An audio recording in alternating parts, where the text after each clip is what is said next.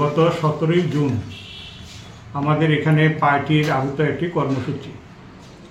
আপনারা জানবেন যে পার্টি রাজ্য কমিটির আহ্বানে গত 17ই জুন সারা রাজ্যব্যাপী আমাদের মধ্যপ্রাচ্যে যে যুদ্ধ উন্মাদনা তা বন্ধ করার দাবিতে এবং বিশ্ব শান্তির সপক্ষে আমাদের একটা নির্ধারিত কর্মসূচি ছিল। সেই কর্মসূচির পরিপ্রেক্ষিতে আমরা পার্টির পক্ষ থেকে বিশালগড় থানায় তাকে অবগত করি এবং পুলিশের অনুমতি আমরা গ্রহণ করি।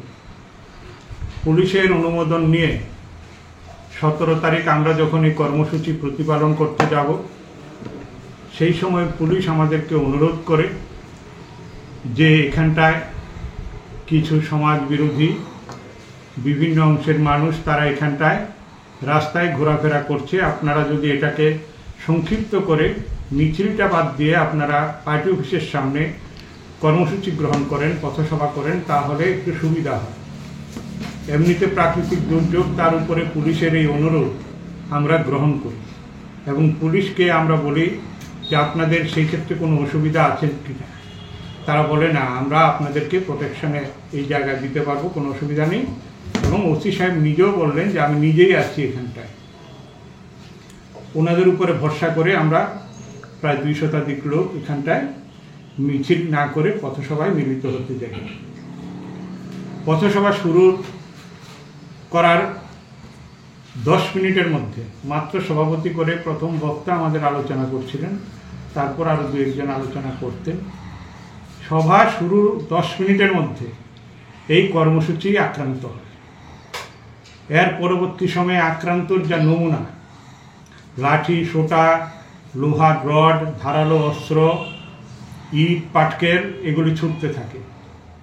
বিভিন্ন জনের গায়ে আমরা এই ইট পাটকেল পড়তে থাকি। পরবর্তী সময়ে আমরা এটাকে সমাপ্ত করে দিয়ে পার্টি অফিসে সকল কমরেডদেরকে আমরা নিয়ে আসি। দেখা যায় এই সমাজ বিরোধীরা সেখানটায় দাঁড়িয়ে আমাদের পার্টির অফিসের ভিতরে ঢুকে বাইক ভাঙচুর করে, পার্টি অফিসের বাইরে যত বাইক ছিল সবগুলি বাইক ভাঙচুর করে এবং পুলিশের সামনে এগুলিকে আগুন লাগিয়ে দেওয়ার চেষ্টা করে। পুলিশ সেই ক্ষেত্রে অনুনয় বিনয়ের রাস্তা ছাড়া ন্যূনতম একটু লাঠিচার্জ পর্যন্ত করেনি এবং তাদের কেশাগ্র স্পর্শ করার সাহস দেখায়নি। আমরা এই ঘটনায় বিচলিত যে রাজ্যে আইনের শাসনের ন্যূনতম কোনো অবশিষ্ট আছে কিনা। একটা পার্টি অফিসের গেটের মধ্যে এমন না আমরা মিছিল করছি, সেখানটায় দাঁড়িয়ে এই আক্রমণ সংগঠিত করা। পরবর্তী সময় দেখলাম এখানটা একটা বিক্ষোভ কর্মসূচি তারা করল, পুলিশের সামনে মিছিল করলো, বক্তৃতা দিচ্ছে, ভিডিওতে বেরোলো কি সিপিআইএম পাকিস্তানের নামে এখানটায় বক্তৃতা দিচ্ছিল, সেই কারণে তারা এই মিছিল মানতে পারে না, এই কারণে তারা প্রতিবাদ করতে এসছে, বিক্ষোভ দেখাচ্ছে।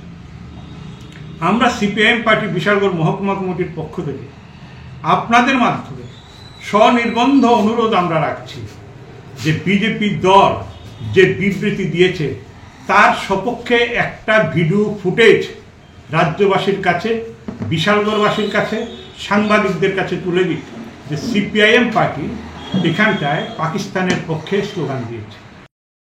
এটা চ্যালেঞ্জ রাখলাম বিজেপি দলের কাছে, তারা একটা ভিডিও ফুটেজ যে কোনো জায়গায় প্রকাশ করুক যেখানটায় দাঁড়িয়ে আমরা সেদিন এখানটায় ছিলাম। 1। 2 নম্বর বিষয় হচ্ছে, যদি তাদের বক্তব্য সঠিক হয় তাহলে আইন তুলে নেওয়ার দায়িত্ব তাদের। রাজ্য প্রশাসন, আরক্ষা প্রশাসন আমাদেরকে অনুমতি দিয়েছে।